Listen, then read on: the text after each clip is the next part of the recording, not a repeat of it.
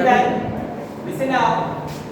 We will discuss about the next part of transportation in the life process chapter में जो transportation है life process class 10 CBSE syllabus के according में transportation हम लोग तो निकल देखा था प्लांट के केस में। आज हम लोग देखेंगे इसमें केस इन ह्यूमन बीइंग के केस में ट्रांसपोर्टेशन कैसे होता। तो कुछ वैसे बेसिक्स हम लोग जान रहे हैं ट्रांसपोर्टेशन होता कैसे, यानी कि जो फूड हम लोग खाते हैं वो हमारे बॉडी के अंदर ट्रांसफर होता है, ऑक्सीजन हमारे बॉडी में ट्रांसफर होता है। हमारी बॉडी में ऐसा क्या प्रेजेंट है जो कि रिस्पॉन्सिबल है ट्रांसपोर्टेशन के लिए, है ना, जो कि रिस्पॉन्सिबल है किस चीज के लिए, ट्रांसपोर्टेशन के लिए। तो उसके बारे में यहाँ पर हम लोग देखेंगे।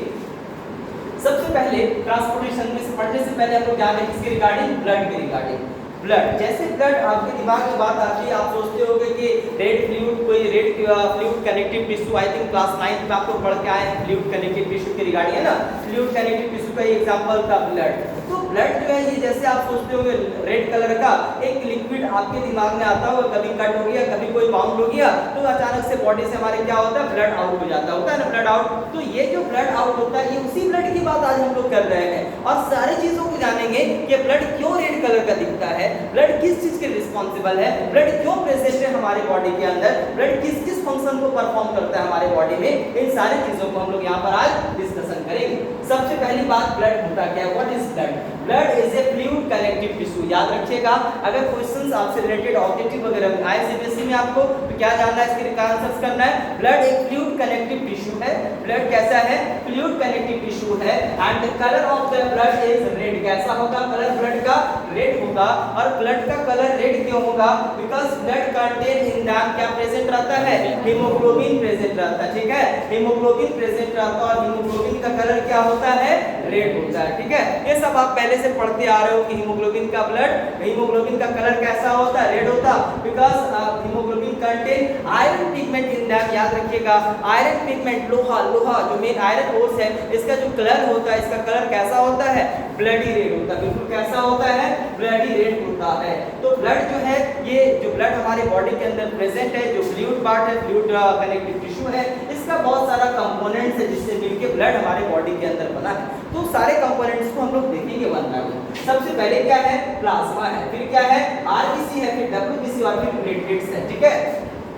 ये प्लाज्मा आई थिंक आप लोग कभी देखे नहीं है। मैं आपको बताता हूँ कैसे ऑब्जर्व करोगे प्लाज्मा को। आप अगर किसी भी ऑर्गेनिज्म का ब्लड लोगे, सपोज हेन का ले लिए, किसी भी जिसका चिकन का लिए, जो भी लिए आप लोग, तो ब्लड को लेंगे, एक टेस्ट ट्यूब देखते हैं आप लोग, एक टेस्ट ट्यूब होता है ना, ट्रांसपेरेंट प्लस शीशे का बिल्कुल ग्लास का बना हुआ होता है टेस्ट ट्यूब। टेस्ट ट्यूब में 5 ml ब्लड आप डाल दिए या 3 ml आप डाल दिए, उसको एयर टाइट कंटेनर से पैक कर देंगे, बिल्कुल हवा नहीं जाने देंगे उसमें। उसके 1 घंटे के बाद, 2 घंटे के बाद आपको उसमें दो चीज नजर आएगा। क्या नजर आएगा, सबसे पहले नीचे की तरफ बैठा हुआ फ्लोट करते नीचे की तरफ होगा प्रेजेंट, क्या होगा, रेड कलर का पिगमेंट होगा, जिसको कहते हैं हीमोग्लोबिन। और ऊपर में फ्लोट करता हुआ एक येलो कलर का या कलरलेस फ्लूइड होगा, दैट इज कॉल्ड प्लाज्मा। या हल्के पीले कलर का, स्ट्रॉन्ग कलर का होगा या कलरलेस होगा, और वो क्या होगा, वो होगा प्लाज्मा। तो बिल्कुल थोड़ी देर में ब्लड से प्लाज्मा क्या हो जाता, अलग हो जाता है कुछ देर के बाद, अगर बाहर में रखते हैं टेस्ट ट्यूब में हम तो, ठीक है ना। तो आरबीसी के रिगार्डिंग डिस्कशन होगा, डब्ल्यूबीसी और प्लेटलेट। तो सबसे पहले जानेंगे रिगार्डिंग द प्लाज्मा के रिगार्डिंग हम लोग सबसे पहले डिस्कशन करेंगे, ठीक है। सबसे पहले किसके ऊपर करेंगे, प्लाज्मा के रिगार्डिंग डिस्कशन करेंगे। और प्लाज्मा क्या है, प्लाज्मा याद रखिएगा, colourless part of blood is called the plasma. Plasma क्या है, कलरलेस पार्ट। कैसा पार्ट है हमारे ब्लड का, कलरलेस पार्ट है, यानी कि इसका कोई रंग नहीं होता, कलरलेस पार्ट और फ्लूइड पार्ट है प्लाज्मा। और प्लाज्मा जो है हमारे ब्लड के अंदर, याद रखिएगा, प्लाज्मा जो है, प्लाज्मा में क्या रहता है, 90% क्या रहेगा प्रेजेंट, इसमें वाटर प्रेजेंट रहता है। याद रखिएगा, प्लाज्मा में क्या रहता है, 90% वाटर रहता है। सपोज अगर हमें 100 ml प्लाज्मा मिला कहीं पर, तो 100 ml प्लाज्मा में क्या है, 90% वाटर प्रेजेंट रहेगा। 90% क्या रहेगा, इसमें वाटर प्रेजेंट रहेगा। और इसके बाद क्या होगा, इसी के अंदर बाकी सारा चीज प्रेजेंट रहेगा। क्या रहेगा, आरबीसी भी रहेगा, डब्ल्यूबीसी भी रहेगा और प्लेटलेट्स भी इसी के अंदर प्रेजेंट रहेगा। और इसमें से 10% में क्या रहेगा, हार्मोन्स भी प्रेजेंट रहेगा, साल्ट्स भी प्रेजेंट रहेगा, जो डाइजेस्टिव कैरी हो रहा है वो भी सारा चीज इसी के अंदर क्या रहेगा, प्रेजेंट रहेगा। इस चीज को आप हमेशा याद रखिएगा। तो 90% जो इसका है ये क्या होगा, 90% इसमें क्या रहेगा, वाटर प्रेजेंट रहेगा, डिसॉल्व सब्सटेंस प्रेजेंट रहेगा। प्लाज्मा कैरी करेगा डिसॉल्व सब्सटेंस को एक पार्ट से दूसरे पार्ट तक हमारे बॉडी के अंदर, ठीक है ना। और प्लाज्मा में ही प्रेजेंट रहेगा क्या चीज, ये आपका आरबीसी, डब्ल्यूबीसी और ब्लड प्लेटलेट्स भी इसमें प्रेजेंट रहेगा। अब थोड़ा सा बात करेंगे किसके ऊपर, हम लोग आरबीसी के रिगार्डिंग, ठीक है। किसके बारे में डिस्कशन करेंगे, आरबीसी के रिगार्डिंग डिस्कशन करेंगे। आरबीसी का full form of RBC is red blood cells. क्या फुल फॉर्म होता है इसका? रेड ब्लड सेल्स या रेड ब्लड कार्पोसल्स भी बोलते हैं इसको हम लोग, ठीक है, याद रखिएगा। रेड ब्लड सेल्स या रेड ब्लड कार्पोसल्स के नाम से भी आरबीसी जाना जाता। और एक और नाम है आरबीसी का विच इज कॉल्ड एरिथ्रोसाइट्स, ठीक है, क्या बोलते हैं उसको? एरिथ्रोसाइट्स बोलते हैं, ठीक है, क्या बोलते हैं इसको हम लोग? एरिथ्रोसाइट्स के नाम से जानते हैं। यानी कि आरबीसी का क्या क्या नाम हुआ? एरिथ्रोसाइट्स, रेड ब्लड सेल्स और रेड ब्लड कार्पोसल्स हो गया। क्लियर है? Very good. Now listen regarding the RBC. अब देखिए और आरबीसी के बारे में डेप्थ में जानेंगे हम लोग कि आरबीसी जो रेड कलर का है ये क्या है? रेड कलर का फ्लूइड है, रेड कलर का सेल है। ये जो रेड कलर का सेल है ये रेड क्यों होता? Because it contain haemoglobin in them, because it contain haemoglobin in them. यानी कि आरबीसी किस चीज को कंटेन करता है? आरबीसी हीमोग्लोबिन को कंटेन करता है, ठीक है, याद रखिएगा। और हीमोग्लोबिन में क्या प्रेजेंट है? हीमोग्लोबिन में आयरन प्रेजेंट है और आयरन की वजह से क्या हो गया? ब्लड का कलर कैसा होगा? रेड होगा, ठीक है, ब्लड का कलर कैसा होगा? रेड होगा। इस चीज को आपको हमेशा याद रखना है। अब एक चीज इंपॉर्टेंट आपको हम बता दें, बहुत इंपॉर्टेंट चीज, आरबीसी के पास कोई न्यूक्लियस नहीं होता है, नो न्यूक्लियस, ठीक है, आरबीसी के पास कोई भी न्यूक्लियस नहीं होता। अब आप सोचो वैसा सेल जिसमें कोई न्यूक्लियस नहीं होगा, because you know it very well that all the metabolic function is controlled by the help of the nucleus inside the cell. जितने मेटाबॉलिक फंक्शंस है ना, जितना भी फंक्शन है सेल का, सब कंट्रोल किसके द्वारा होता है? न्यूक्लियस के द्वारा। आप क्लास 9 में पढ़ कर के आए हो तो आपको ये पता होगा बिल्कुल, जब इसके पास न्यूक्लियस नहीं है तो क्या होगा? इसका लाइफ कम दिन होगा कि नहीं होगा? इसका लाइफ स्पैन बहुत कम दिन होगा। लाइफ स्पैन समझते हैं आप लोग? लाइफ स्पैन क्या होता है? Time period from the birth to the natural death. Birth to the natural death is called the life span. जब कोई चीज इस दुनिया में आया, कोई लिविंग ऑर्गेनिज्म जैसे बर्थ फेस किया, उसके बाद फिर क्या हुआ? कुछ दिन के बाद उसकी मौत हुई। ये जो टाइम पीरियड था उसका इस अर्थ के ऊपर, इस प्लैनेट के ऊपर, जब वो सस्टेन किया, जब वो लाइफ रहा, तो वो टाइम पीरियड क्या हो गया? That is called what is known as the life span. तो लाइफ स्पैन इसका क्या होगा? आरबीसी का कम होगा, काफी कम दिन होगा। याद रखिएगा, एक दिन में बहुत सारा आरबीसी हमारे बॉडी के अंदर डेथ कर जाता है, लेकिन जितना मरता है उससे कई गुना ज्यादा बनता भी हमारे बॉडी के अंदर। और आरबीसी कहाँ बनता है हमारे बॉडी में? बोन मैरो में बनता है। यानी कि आरबीसी के पास कोई न्यूक्लियस होता ही नहीं है। RBC not contain the nucleus, RBC nucleus को कंटेन नहीं करता है। इस चीज को आपको हमेशा याद रखना है। और आरबीसी जो है each RBC red blood cells about 4 month, 4 month में ये क्या होता? बिल्कुल जो लॉन्ग लाइफ होता है, लाइफ मान बहुत शॉर्ट पीरियड तक इसकी जिंदगी होती, और 4 महीने पर ये जो है आपका क्या होता? 4 मंथ बहुत सारा आरबीसी का डेथ होते रहता है। डेली आरबीसी मरता है हमारी बॉडी के अंदर, ब्लड के अंदर। और सब पता है आरबीसी मरने के बाद कहाँ चला जाता है? कोई बता सकता है कौन से ऑर्गन में जाता है आरबीसी डेथ होने के बाद? एमडी कैन टेल मी, बताइए। Spleen, spleen graveyard of RBC. याद होगा, कभी पढ़े होंगे आप लोग regarding the spleen. Spleen is a graveyard of RBC. जितना आरबीसी मरता उधर में चला जाता है, फिर वहां से धीरे धीरे डेड सेल के रूप में बॉडी से आउट होते रहता है इम्प्यूरिटीज के रूप में। तो आरबीसी बहुत मरता है, लेकिन जितना मरता है उससे कई गुना ज्यादा डेली बनता है हमारी बॉडी के अंदर। इसलिए कहा जाता है हम लोग जब किसी को ब्लड देते हैं, ब्लड को डोनेट करते हैं, ब्लड आप डोनेट करते हैं, अब फ्यू आवर्स के अंदर उतना हीमोग्लोबिन आपके यहाँ बॉडी में मेंटेन होने लगता। अगर आपका बॉडी हेल्दी है तो, अगर आपका बॉडी हेल्दी नहीं है तो नहीं पॉसिबल है ये चीज, ठीक है। अगर आपका बॉडी हेल्दी नहीं है ये चीज पॉसिबल नहीं है। Next important thing I would like to tell you about the RBC, the most important part of our body which is responsible for the manufacture. किस चीज के लिए? मैन्युफैक्चर के लिए, आरबीसी का, आरबीसी के प्रोडक्शन के लिए, आरबीसी के फॉर्मेशन के लिए रिस्पांसिबल है हम लोगों के पास बोन मैरो, ठीक है। कौन है? तो बोन मैरो है, याद रखिएगा। आरबीसी जो है, आरबीसी जो ये कहां बनता है? बोन मैरो बनता। और सबसे अधिक आरबीसी हमारे बॉडी के एक स्केलेटल सिस्टम में बोन है जिसका नाम फीमर है, जो कि हमारा लेग का बोन है, ये थाई का बोन है। थाई के बोन को हम लोग फीमर बोलते हैं, और थाई का bone is such type of bone जो मेनली रिस्पांसिबल है आरबीसी के फॉर्मेशन के लिए, क्योंकि सबसे अधिक मात्रा में, अधिक क्वांटिटी में बोन मैरो यहीं प्रेजेंट है, because this one is known as the longest bone in our body. Is it clear? एकदम समझ में आ रहा है बात यहां तक आप लोगों को? अब फिर देखिए क्या इसके बाद, अब आरबीसी के बारे में बहुत सारी बातें हम लोगों ने देख लिया, लेकिन एक थोड़ी सी बात करेंगे। एक एनिमल है कैमल, एक एनिमल है कैमल। कैमल थोड़ा सा हट करके है, बिकॉज़ कैमल के ब्लड में आरबीसी में न्यूक्लियस प्रेजेंट होता। ठीक है, कैमल के ब्लड के आरबीसी में न्यूक्लियस प्रेजेंट होता है, इस चीज को याद रखना है आपको हमेशा। और ये इसको सपोर्ट करता है उस रेगिस्तानी एरिया में रहने के लिए, सर्वाइव करने के लिए, जहां हम लोग नहीं रह सकते, जहां हम लोग सर्वाइव नहीं कर सकते। क्या हम लोग 15-15 दिन बिना पानी पिए चल सकते हैं? नॉट पॉसिबल, बट वो चल सकता है, वो उस क्लाइमेटिक कंडीशन को अडॉप्ट कर लेता है, क्योंकि उसके आरबीसी में न्यूक्लियस होता है और उसका लाइफ स्पैन हमारे आरबीसी के कंपेयर में अधिक होता है। समझ में आ गई बात? ठीक है, क्लियर है?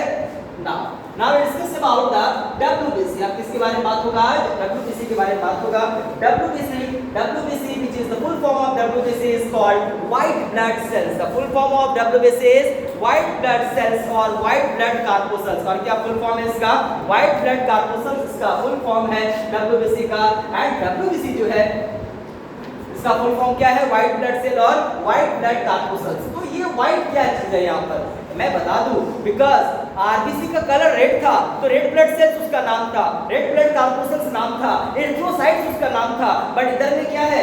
इधर में क्या है? WBC व्हाइट ब्लड सेल है, because it's colourless cell, because it not contain any red pigment which is known as haemoglobin. जो हीमोग्लोबिन है कोई लाल रंग का पिगमेंट इसमें प्रेजेंट नहीं होता है, इसीलिए इसका कलर कैसा होता? कलरलेस होता, हम लोग इसको व्हाइट कहते हैं। इसीलिए समझ में आ रहा है बात? और WBC जो है, WBC किस लिए रिस्पांसिबल है? WBC is responsible to protect us our body from the pathogenic infections। Pathogenic infection से हमारे बॉडी को बचाने के लिए रिस्पांसिबल है, इम्यून सिस्टम की तरह है। आप बच्ची क्लास 6 वगैरह में पढ़े होंगे, WBC is known as the border security force of our body। ऐसा आपने कभी पढ़ा होगा, जूनियर क्लासेस में आपने जाना होगा इस चीज को। लेकिन WBC क्या है? WBC क्या है? एक इम्यून सिस्टम की तरह हमारे बॉडी के अंदर है, जो कि पैथोजेनिक इन्फेक्शन से हम लोगों को, जो डिजीज का जो बैक्टीरिया हमारे बॉडी के अंदर आ रहा, उससे बचाने का काम करता है। लेकिन इम्यून सिस्टम ये जो WBC है, WBC को मेंटेन करने के लिए एक प्रॉपर डाइट लेना होगा हम लोगों को।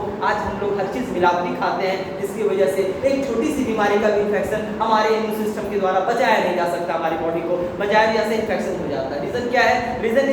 रीजन क्या है कि हम लोगों का जो डाइट है वो बिल्कुल प्रॉपर नहीं, हर चीज मिलावटी खा रहे हैं हम लोग। और आज से 100 साल पहले, 50 साल पहले आपके घर में जो दादा दादी लोग होते हैं वो बताते होंगे, इतना बीमारी बेटा पहले ऐसा नहीं होता था। क्यों ऐसी बात थी? रीजन क्या था? रीजन ये था कि उस समय प्रॉपर डाइट मिलता था, और जो भी चीज हम लोग फूड लेते थे, जो भी डाइट हम लोग लेते थे, वो प्रॉपरली शुद्ध होता था, प्योर होता था। आज तो दूध भी केमिकल्स के द्वारा बनाया जा रहा है ना? दूध भी केमिकल्स का बनाया हुआ हम लोग यूज कर रहे हैं। किस भी चीज की बात करो आप, हर जगह इंसेक्टिसाइड, पेस्टिसाइड्स, फर्टिलाइजर्स का इस्तेमाल हो रहा है। आप भिंडी खाओ, लेडी फिंगर खाओ, उधर में मिलेगा इंसेक्टिसाइड उसके ऊपर डाला हुआ।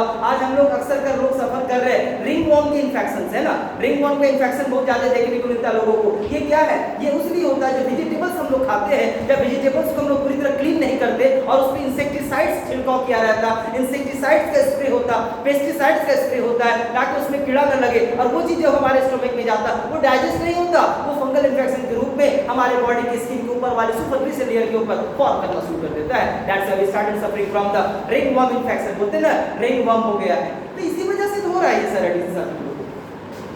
तो WBC क्या करता है? नेक्स्ट इंपॉर्टेंट थिंग, WBC में क्या होगा? न्यूक्लियस प्रेजेंट रहेगा। ठीक है, न्यूक्लियस क्या रहेगा? इसमें प्रेजेंट रहेगा। ठीक है, याद रखिएगा, यानी कि इसका लाइफ स्पेन क्या होगा? अधिक होगा। और इसका नंबर कितना होगा? इसका नंबर भी क्या होगा? इसका नंबर जो है ये कम होगा। न्यूक्लियस इसका प्रेजेंट रहेगा, इसका मौत नहीं होगा, इसका लाइफ स्पेन काफी अधिक दिन तक होगा। और ये जो होगा किस लिए रिस्पॉन्सिबल होगा? डिजीज से बचाने के लिए, डिजीज से प्रोटेक्ट करने के लिए हम लोग क्या होगा? ये रिस्पॉन्सिबल होगा। क्लियर है? समझ रहे हो आप लोग WBC के रिगार्डिंग? यानी कि WBC का शेप कैसा होगा? WBC का इरेगुलर शेप होगा, कोई शेप नहीं होगा। जब WBC को हम लोग माइक्रोस्कोप के अंदर देखेंगे तो कैसा होगा? इरेगुलर शेप का होगा WBC, और जो मेंटेन करेगा इम्यून सिस्टम को हमारे बॉडी के अंदर। ठीक है, याद रखिएगा, व्हाइट ब्लड सेल होगा या इरेगुलर शेप में होगा, या तो कैसा होगा? स्फेरिकल होगा। कभी-कभी क्या दिखेगा हम लोगों को? स्फेरिकल शेप में भी WBC दिखेगा। ठीक है ना, स्फेरिकल शेप में भी नजर आएगा। स्फेरिकल शेप यानी कि कैसा होगा? राउंड होगा। ठीक है, कैसा होगा? राउंड स्ट्रक्चर भी होगा। ठीक है ना, समझ में? That is called the spherical shape होगा। और इसका जो नंबर होगा स्मॉलर होगा, किसके कंपेयर में? किसके कंपेयर में इसका नंबर स्मॉलर होगा? आरबीसी के कंपेयर में इसका जो नंबर होगा ये क्या होगा? स्मॉलर होगा, कम होगा इसकी क्वांटिटी। और WBC को किस किस नामों से जानते हैं पता है हम लोग? WBC lymphocyte, leukocyte, neutrophil, monocytes. These all are known as the types of immune system which is responsible to protect us from the pathogenic infections. Pathogen समझते हैं आप लोग? Disease causing agent is called the pathogen, है ना? जैसे कि अभी corona चल रहा है, बहुत ज्यादा भयानक बीमारी कोरोना चल रहा है ना, तो कोरोना का जो डिजीज है is caused due to the कोविड-19 वायरस। ये कोविड-19 वायरस कहाँ अटैक करता है? कोविड-19 वायरस जाता है और हमारे किसके ऊपर अटैक करता? लंग्स के ऊपर अटैक कर देता। इम्यून सिस्टम देखता है तो कुछ नहीं कर पा रहा है। क्यों? क्योंकि उसके पास इसके लड़ने की जो एबिलिटी वो भी अंडरस्टैंड नहीं कर पा रहा है। एक नया चीज उसके पास आ रहा है, वो वर्क नहीं कर पा रहा है। लेकिन आज जो वैक्सीन दिया जा रहा है हम लोगों को, इससे एंटीबॉडी बन रहा है और उससे लड़ने की क्षमता हमारे इम्यून सिस्टम का धीरे धीरे ग्रोथ कर रहा है। और जब इसका कंप्लीट डोज पड़ जाएगा, पूरी तरह से हमारा इम्यून सिस्टम ग्रोथ कर जाएगा, तब फिर उसे लड़ता रहेगा continuous. Next by the way हम अपने टॉपिक पर आएंगे और क्या है हमारा टॉपिक नेक्स्ट है प्लेटलेट्स। क्या है? प्लेटलेट्स के बारे में डिस्कशन करेंगे। प्लेटलेट्स क्या है ये समझ लीजिए। प्लेटलेट्स पढ़ाने से पहले थोड़ा सा आपका एग्जांपल मैं देता हूं। जब आप क्रिकेट खेलते होंगे, कभी आप लोग ग्राउंड में इधर उधर कट हो जाता होगा थोड़ा सा, या कभी घर में गिर गए, किसी काम को कर रहे हैं, कट हो गया, कट होने के बाद ब्लड आया, आप दबा करके रखिए, थोड़ा ब्लड रुक गया। वो ब्लड कैसे क्लॉट कर गया आपका? ब्लड के जमने को, ब्लड के रुकने को क्लॉट बोलते हैं, ठीक है? या कोगुलेशन ऑफ द ब्लड बोलते हैं, याद रखिएगा, CLOT क्लॉट या कोगुलेशन ऑफ द ब्लड। तो ये कैसे क्लॉट कर गया? अक्सर कर लोगों के साथ होता है ना, आप लोग खेलते होंगे कभी इधर उधर, आप लोगों को दिखता होगा ये सारा चीज, तो आप लोग ऑब्जर्व करते हैं ये कैसे ब्लड रुक गया। अच्छा चलो, या कुछ भी कहीं पे कोई दवा पत्ता वत्ता मेरा लगा दिया, थोड़ा सा ब्लड और रुक गया, तो वो सब कैसे ब्लड क्लॉट कैसे कर रहा है? ब्लड इसलिए क्लॉट कर रहा है क्योंकि ब्लड के अंदर एक अलग सेल है, इसका नाम है ब्लड प्लेटलेट्स, ठीक है? क्या है? ब्लड का एक अलग कंपोनेंट है, इसका नाम है blood platelets. And blood platelets is a such type of component which is responsible for the coagulation of the blood. ये ब्लड अगर हमारे स्किन के अंदर प्रेजेंट है, ठीक है, हमारे स्किन के अंदर मसल्स के पास ब्लड वेसल्स में फ्लो कर रहा है कंटिन्यूअस, ये ठीक है, ब्लड वेसल्स में हमारे बॉडी के अंदर फ्लो कर रहा है, तो ठीक है। लेकिन जैसे ये एनवायरनमेंट के कांटेक्ट में आएगा, जैसे ही एयर के कांटेक्ट में आएगा, आने के बाद उसके साथ रिएक्ट करेगा और रिएक्ट करने के बाद क्या करेगा? रिएक्ट करने के बाद क्लॉट कर लेगा अपने आप को। क्लॉटिंग मैकेनिज्म इसके पास है। ये ब्लड प्लेटलेट्स याद रखिएगा, ब्लड प्लेटलेट्स जो है ये वैसा कंपोनेंट्स है ब्लड का जिससे मिलकर ब्लड बना है। ये इसका कंपोनेंट का फंक्शन है क्लॉटिंग ऑफ द ब्लड। किस चीज के लिए रिस्पांसिबल है? क्लॉटिंग ऑफ द ब्लड, यानी कि ब्लड को क्लॉट करने के लिए ये रिस्पांसिबल है। किस चीज के लिए रिस्पांसिबल है? ब्लड को क्लॉट करने के लिए, ब्लड को जमाने के लिए रिस्पांसिबल है। ब्लड जो जमता है इसी की मदद से जमता है। अब एक चीज मैं थोड़ा सा बता दूं आप लोगों को, कभी आप लोग पढ़ेंगे बुक में एक डिजीज आप लोगों को मिलेगा, क्योंकि 10th के क्वेश्चन ही पूछ देता है। एक बीमारी होता है जिसका नाम है रॉयल डिजीज, ठीक है? रॉयल डिजीज या हेमोफीलिया, शायद पढ़े होंगे, कभी आप लोग सुने हैं, वर्ड सुने होंगे जरूर, हेमोफीलिया। लेकिन हेमोफीलिया एक ऐसी बीमारी होती है जिसमें इंसान का ब्लड रुकता ही नहीं है। एक जरा सा कट भी कहीं हो गया जिंदगी में, लाइफ में कहीं पर भी एक छोटा सा सुई के बराबर छेद भी हुआ तो पूरे शरीर का ब्लड उधर से निकल जाएगा धीरे धीरे करके। 5 दिन में निकले, 10 दिन में निकले, 1 महीने में निकले, जितने दिनों में निकले, लेकिन पूरा ब्लड निकल जाएगा। कोई ब्लड नहीं रुकेगा। क्यों नहीं रुकेगा? ब्लड तो क्लॉट होना चाहिए था, उसके पास भी तो ब्लड प्लेटलेट्स का कंपोनेंट था, ब्लड प्लेटलेट्स था कि नहीं था? लेकिन वो नहीं होता। और मैं अभी आपको बताऊंगा क्यों नहीं होता। मैं पहले एग्जांपल दे दूं, रानी विक्टोरिया के बारे में आप लोगों ने सुना होगा। उनके फैमिली में कोई भी मेल पर्सन अधिक दिन तक जिंदा नहीं रहता था। क्या रीजन था इसके पीछे? रीजन ये था कि उनके यहाँ एक बीमारी थी जिसका नाम था हेमोफीलिया। और हेमोफीलिया जो है ये जेनेटिक डिसऑर्डर डिजीज है, ये सेक्स एक्स लिंक डिजीज बीमारी, याद रखिएगा। एक क्रोमोसोम्स के बारे में पढ़ाएंगे, एक्स और वाई क्रोमोसोम सुने होंगे आप, सुने हैं ना? इसमें से एक क्रोमोसोम है जिसका नाम है एक्स क्रोमोसोम। ये एक्स क्रोमोसोम जो है ये वो क्रोमोसोम है जो हमारे बॉडी के अंदर विटामिन के को प्रोड्यूस करने के लिए रिस्पांसिबल है। और विटामिन के जब तक प्रोड्यूस नहीं होगा तब तक प्लेटलेट्स अपने फंक्शन को परफॉर्म नहीं करेगा। और विटामिन के अगर प्रोड्यूस हो जाएगा तभी ब्लड क्लॉट होगा, नहीं तो नहीं होगा। ये एक्स सेक्स क्रोमोसोम, ये सेक्स क्रोमोसोम होगा जो रिप्रोडक्शन में आप लोगों को पढ़ाया गया एक्स और वाई। इसके बाद हम लोग प्लस डायरेक्ट प्रोसेस के बाद रिप्रोडक्शन में मूव करेंगे, कंटीन्यूएंट मॉडल्स का भी नहीं पढ़ेंगे हम लोग। तो एक्स और वाई जो है ये एक्स क्रोमोसोम वैसा क्रोमोसोम है जो रिस्पांसिबल है किस चीज के लिए? रिस्पांसिबल है विटामिन के को प्रोड्यूस करने के लिए। और एक चीज बता दे, आप बोलोगे सर लेकिन मेल पर्सन तो अराइव नहीं रहा था, लेकिन एक्स क्रोमोसोम तो फीमेल में प्रेजेंट होता है। क्योंकि याद रखिएगा हमेशा इसमें जो डिजीज था इसमें सिम्टम्स शो होता था मेल में, लेकिन मेल में सिम्टम्स शो होता है, लेकिन कैरियर हमेशा कौन होती है? फीमेल होती है। एक खानदान से दूसरे खानदान तक इस बीमारी को ढूंढने का काम कौन करता है? हेमोफीलिया को, तो फीमेल कर दी है, लेकिन सफरर कौन होता है? मेल होता है। इसमें से याद रखिएगा, जो फीमेल है इसके इस जीन में प्रॉब्लम है, इसके इस सेक्स क्रोमोसोम में प्रॉब्लम है, लेकिन और आगे फिर जो क्या होगा, इसमें से ये डिस्टर्बेंस कंटीन्यूअस चलता रहेगा। क्लियर है ना? समझ आ रही बात? समझ गए? तो ये सारा टॉपिक्स था जो हमने आज डिस्कशन किया यहाँ पर। अब आगे देखिए, अभी हम लोग बात करेंगे फंक्शंस ऑफ ब्लड के रिगार्डिंग। किसके बारे में बात करेंगे? फंक्शंस ऑफ ब्लड के रिगार्डिंग हम लोग डिस्कशन करेंगे, ठीक है? तो फंक्शंस ऑफ ब्लड में क्या हो गया? Blood carry the oxygen from lungs to the different parts of our body, यानी कि लंग्स से कैरी करता है, कहां पे? ऑक्सीजन कैरी करता है लंग्स से अलग-अलग पार्ट्स तक हमारे बॉडी के। ब्लड कैरी करता है कार्बन डाइऑक्साइड को सेल से लंग्स तक, यानी कि कहां से? हम लोग का जो सेल्स है वहां से लंग्स तक लेके जाता, और लंग्स से कार्बन डाइऑक्साइड बॉडी से हम लोग एक्सेट आउट कर देते हैं ना। उसके बाद फिर क्या? Blood carry digested food material, जो फूड हम लोगों ने खाया स्मॉल इंटेस्टाइन में क्या हुआ था? डाइजेस्टिव सिस्टम में बताए थे ना क्या हुआ? वहां पर विलाय के द्वारा उसको एब्जॉर्ब किया गया और ब्लड उसको कैरी करना शुरू कर दिया, अलग अलग पार्ट्स तक पहुंचाने का काम किया। ब्लड कैरी करता हार्मोन्स को किसके द्वारा? एंडोक्राइन ग्लैंड्स के द्वारा, ठीक? किसके द्वारा? एंडोक्राइन ग्लैंड्स के द्वारा। Endocrine gland is such type of gland which is responsible for the secretion of hormones. किस चीज के लिए रिस्पांसिबल है? हार्मोन के सेक्रेशन के लिए है। Blood protect function from the disease, किस चीज से प्रोटेक्ट करता है? डिजीज से प्रोटेक्ट करता है। अभी बताया था डब्ल्यूबीसी रिस्पांसिबल है ना, ब्लड का कंपोनेंट रिस्पांसिबल है इसके लिए। ब्लड रेगुलेट्स द बॉडी का टेंपरेचर, यानी कि बॉडी के टेंपरेचर को, ये जो टेंपरेचर हमारी बॉडी का है 37 डिग्री या 36 डिग्री जो फ़ारेनहाइट कंटीन्यूअस रहेगा, किसकी मदद से रहेगा? बाय द हेल्प ऑफ किसकी मदद से रहेगा?